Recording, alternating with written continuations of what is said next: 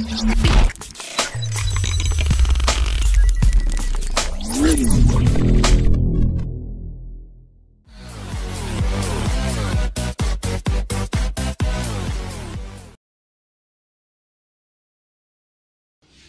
pagi anak-anak. Selamat pagi Bu. Baik, untuk memulai pembelajaran kali ini, mari kita berdoa. Ada yang ingin memimpin doa? Saya Bu. Ya, Angga, silakan. Mohon izin untuk memimpin doa untuk hari ini Bu. Untuk teman-teman sekalian, mari kita berdoa menurut kepercayaan masing-masing agar pembelajaran di pagi hari ini berjalan dengan lancar. Berdoa dimulai.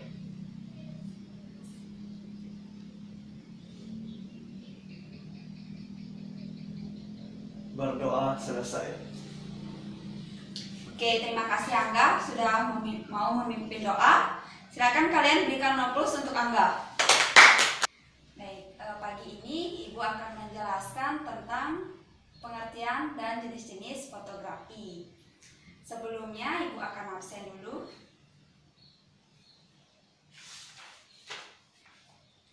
Ketut Angga Budiartawan. Hadir Bu. Baik, karena semuanya hadir. Pertama, sebelum pembelajaran dimulai, mari kita melakukan peregangan terlebih dahulu. Jadi peregangan kali ini yaitu nanti saat Ibu memberikan arahan untuk saat Ibu mengatakan laut, tangan kalian ke bawah. Saat Ibu mengatakan darat, tangan kalian ke tengah-tengah. Saat Ibu mengatakan udara, tangan kalian ke atas. Ya? Baik Bu. Jadi peragangan ini tujuannya untuk melatih konsentrasi kalian agar kalian itu bisa fokus dan terkonsentrasi. Jadi mari kita mulai. Silakan kalian berdiri terlebih dahulu. Baik, kalian siap? Siap Ibu. Udara, darat, udara, darat, laut, udara. Oke. Silakan kalian duduk kembali. Baik, Ibu tadi sudah menjelaskan kita akan mempelajari apa hari ini? Mengenai fotografer Ibu. Oke, benar sekali. Kita akan mempelajari tentang fotografi. Jadi sebelumnya Ibu mau tanya, apa itu fotografi? Ya, Angga? Fotografi adalah suatu media sosial yang digunakan untuk menyampaikan pesan. Baik, untuk jawaban Angga itu kurang pas ya. Jadi fotografi itu berasal dari kata Yunani yang terbagi menjadi dua, yaitu potos dan grafis. Potos itu artinya cahaya, sedangkan grafis artinya melukis. Jadi fotografi itu bisa diistilahkan dengan media visual yang digunakan untuk melukis dengan menggunakan cahaya. Jadi itulah yang dimaksud dengan fotografi. Jawaban Angga tadi sudah benar, namun kurang tepat karena pada bagian depannya itu menyebutkan media sosial. Baik, itulah pengertian dari fotografi. Jadi selanjutnya tentang teknik fotografi. Teknik dalam fotografi itu ada 6. Ada yang bisa menyebutkan salah satu teknik dari fotografi? Saya bisa Bu. Ya, enggak? Salah satu teknik dari fotografi yaitu human interest. Ya, human interest merupakan salah satu teknik dalam fotografi. Yang pertama human interest, yang kedua blurring, yang ketiga teknik panning, yang keempat still life, yang kelima portrait, dan yang terakhir landscape. Jadi itulah teknik-teknik dalam fotografi. Coba sebutkan salah satu teknik pengambilan gambar dalam fotografi. Saya Bu. Iya, enggak? Salah satunya yang saya ingat itu extreme long shoot, Bu. Ya, benar sekali. Teknik pengambilan gambar dalam fotografi salah satunya adalah extreme long shoot. Extreme long shoot adalah teknik pengambilan gambar yang memperlihatkan secara keseluruhan. Jadi jika objeknya itu manusia, maka pemandangan bagian belakang yang ada pada objek tersebut diperlihatkan secara keseluruhan. Itulah yang dimaksud dengan extreme long shoot. Selanjutnya yang kedua yaitu long shoot. Long shoot adalah jenis pengambilan gambar dalam fotografi yang memperlihatkan dari ujung kaki sampai dengan kepala. Jadi jika objek manusia, gambar itu diperlihatkan dari ujung kaki sampai dengan ujung kepala. Itulah yang dimaksud dengan long shoot. Selanjutnya yaitu medium long shoot. Medium long shoot adalah pengambilan gambar dari lutut sampai dengan kepala. Itulah yang dimaksud dengan medium long shoot. Selanjutnya yaitu medium shoot. Medium shoot adalah pengambilan gambar dari pinggang sampai dengan kepala. Selanjutnya yaitu medium close up. Medium close up adalah pengambilan gambar dari dada sampai dengan kepala. Selanjutnya yaitu close up. Close up itu pengambilan gambar dari bahu sampai dengan kepala. Nah, yang terakhir, ada yang tahu? Headshot, Bu. Salah. Jadi yang terakhir adalah extreme close up. Extreme close up itu adalah pengambilan gambar dari bagian-bagian tertentu. Contohnya yaitu mata. Mata saja yang diperlihatkan dalam gambar tersebut. Dengan tujuan mungkin sebagai media pendidikan, mungkin memperlihatkan hanya mata saja. Apa kalian sudah mengerti? Sudah, Ibu. Terima kasih. Oke, itu yang bisa Ibu jelaskan dari pengertian teknik dan jenis-jenis dalam fotografi. Mungkin ada yang ingin bertanya?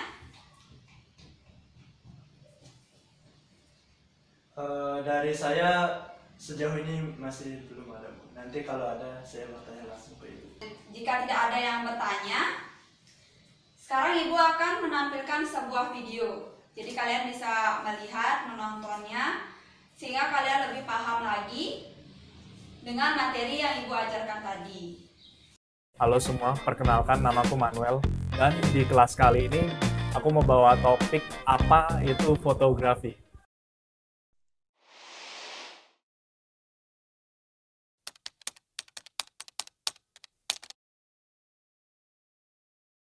Sebelum kita mulai, aku mau tanya ke kalian, apa sih itu fotografi?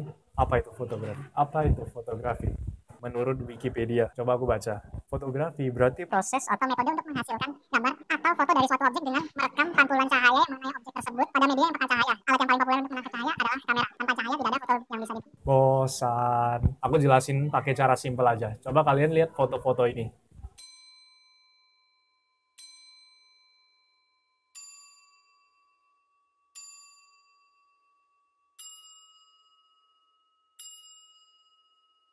Dapat sesuatu, ya ada yang bilang bagus, ada yang bilang jelek, tapi itu bukan inti yang aku mau kasih tahu ke kalian. Kalau kalian lihat foto-foto tersebut, kenapa langitnya bisa biru warnanya? Apa sih yang memberikan foto tersebut dimensi supaya kelihatan hidup? Coba kita lihat arti kata fotografi. Fotografi itu diambil dari bahasa Yunani dan diambil dari dua kata, yaitu kata fotos dan grafo. Apa arti kata fotos? Fotos itu yang artinya cahaya, dan grafo ini artinya melukis. Kalau digabungin, itu artinya melukis dengan cahaya. Ingat itu ya, gambar-gambar yang tadi kalian lihat, itu kalau nggak ada cahaya, nggak akan ada dimensinya. Jadi tanpa ada cahaya, nggak akan bisa motret. Tanpa cahaya, nggak ada fotografi. Terus apa itu kamera? Permisalan, kalian punya objek dan kalian udah beri cahaya pada objek itu, otomatis cahaya itu kena ke objek dan terpantul kita lihat oleh mata kan. Gimana cara merubah pantulan cahaya tadi ke dalam bentuk foto? Itu dengan alat yang namanya kamera. Kamera itu alat untuk nangkap pantulan cahaya tadi yang udah kena ke objek. Sehebat apapun kamera, kalau nggak ada cahaya, nggak akan bisa motret. Walaupun kalian punya kamera super, ISO-nya bisa sampai 1.000.000, kalau tempat itu nggak ada cahaya, nggak akan bisa motret. Kalian yang punya kamera DSLR, kamera HP, atau kamera apapun, kalian semua itu punya potensi untuk jadi seorang light bender atau pengendali cahaya. Sebenarnya dalam dunia fotografi itu ada berapa banyak genre sih? Banyak banget. Dan if you want to know, check this out.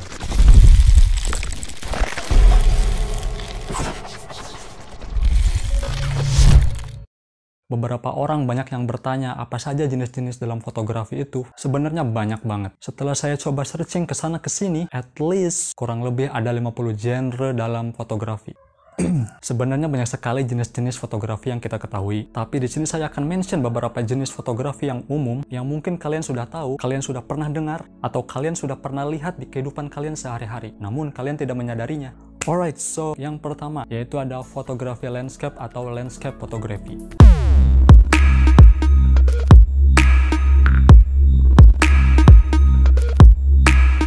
So untuk landscape fotografi ini biasanya difokuskan ke fotografi pemandangan. Jadi fotografer fokus terhadap subjek foto pemandangan alam maupun perkotaan maupun laut seperti itu. Jadi sebenarnya untuk landscape fotografi ini kita harus fokuskan subjeknya ke pemandangan ataupun alam-alam yang kelihatannya begitu wow untuk difoto. Dan untuk jenis fotografi landscape ini ada beberapa metode yang harus kita ketahui. Salah satunya yaitu teknik slow shutter. Dan yang kedua ada portrait photography.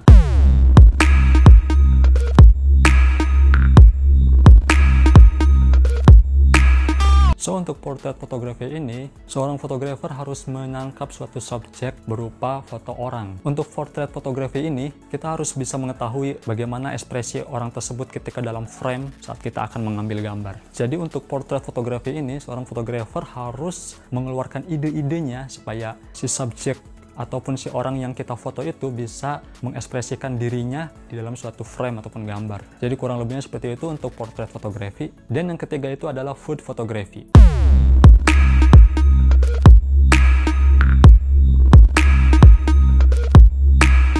Seperti yang kita ketahui, mungkin food photography adalah fotografi makanan. Ya, memang benar. Tapi bukan hanya semata-mata foto makanan. Namun kita harus memberikan artistik tertentu kepada makanan itu sehingga makanan yang terpantau di kamera akan terlihat bagus dan menarik untuk kita makan. Walaupun rasanya sepertinya oh my god! Jadi untuk food photography ini, hal yang harus kita perhatikan adalah yang pertama adalah dari segi warna makanan itu sendiri. Yang kedua dari segi penataannya. Kita harus detail dalam menata makanan itu sehingga akan menarik untuk kita foto. Next ada macro photography.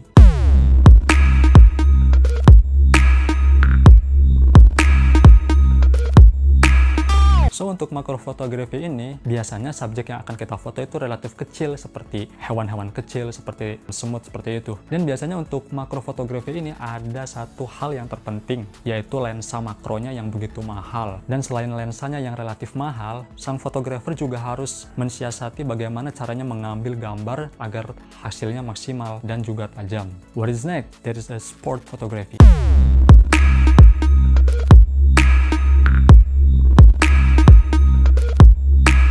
Nah, untuk sport photography ini, biasanya subjek yang kita harus foto atau kita harus potret itu adalah foto olahraga, seperti permainan sepak bola, permainan basket, balapan motor, balapan mobil, seperti itu. Dan biasanya kalau kita lihat atau kalau kita saksikan pertandingan sepak bola, biasanya di pinggir arena lapangan itu kan ada banyak fotografer profesional ya. Itu adalah fotografer yang menangkap suatu objek yang bergerak cepat, seperti orang yang sedang menggiring bola dengan begitu cepat. Bagaimana caranya si fotografer tersebut bisa menangkap objek yang begitu cepat. Dan juga jangan lupa untuk sport photography ini yang terpenting kita harus menangkap momen yang terbaik dalam suatu pertandingan. Kemudian ada wildlife photography.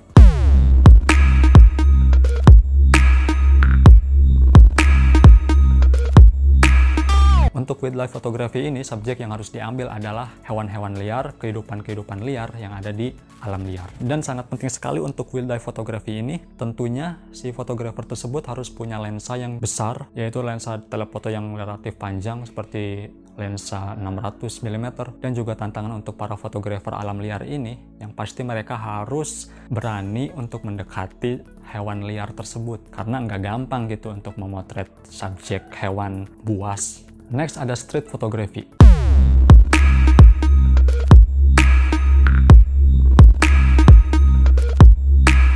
So untuk street photography ini, kita harus menangkap momen yang ada di jalanan, hiruk-pikuk jalanan kota besar seperti itu. Namun yang harus diperhatikan untuk street photography ini, kita tidak hanya mengambil subjek foto jalanan, namun kita juga bisa mengambil subjek foto orang yang ada di sekitar jalanan itu. Seperti orang yang sedang berjualan kue, orang yang sedang meminta-minta, seperti itu. Kemudian ada still life photography.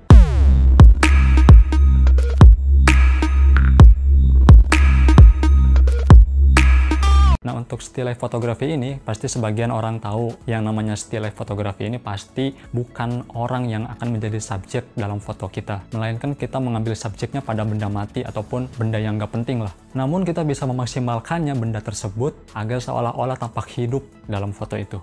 Maksudnya itu adalah kita bisa memaksimalkan benda-benda tersebut ketika saat kita foto, seolah-olah akan ada cerita tersendiri terhadap foto tersebut. Dan berikutnya ada journalism photography.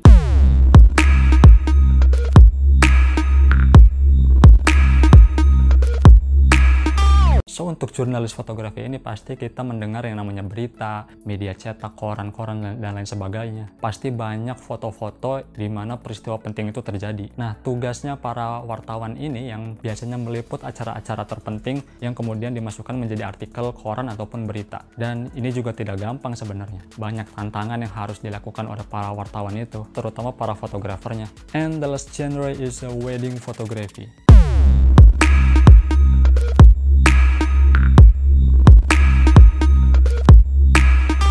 So, untuk wedding fotografi ini pasti kalian sudah pernah dengar istilahnya. Yang namanya wedding fotografi pasti fotografi di acara pernikahan. Dan momen di pernikahan ini merupakan momen yang sakral. Dan juga banyak kejadian-kejadian yang indah pada saat pernikahan tersebut. Nah, tugas kita untuk mengambil gambar ini, kita harus mencari momen-momen yang bagus pada saat acara pernikahan berlangsung. Kalau ditanya soal nikah, I'm speechless, you know. Seriously. Oke, mungkin itu saja yang bisa saya share ke kalian mengenai jenis-jenis fotografi ini. Kalau kalian merasa ada yang kurang mengenai penjelasan ini, kalian bisa komen di bawah. Atau kalau kalian ingin mengetahui tutorial lainnya mengenai fotografi, kalian bisa juga komen di bawah. Dan terima kasih bagi yang sudah nonton video ini dari awal sampai akhir. Mohon maaf kalau ada kekurangan kata. Jika kalian suka video ini, silahkan like di bawah dan subscribe juga channel saya. And as always, be curiosity and see you in the next video. I'm out now.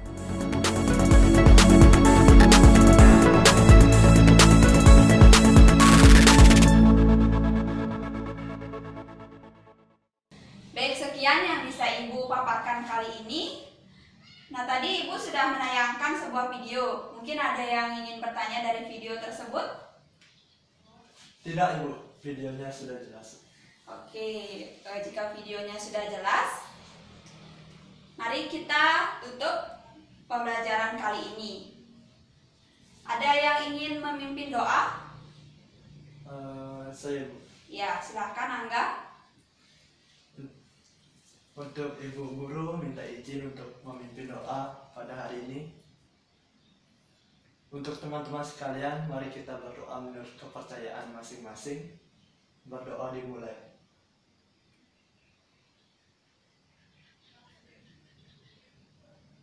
Berdoa selesai. Sudah. Baik, berikan aplaus untuk Angga. Sekian pembelajaran kali ini. Selamat pagi. Selamat pagi.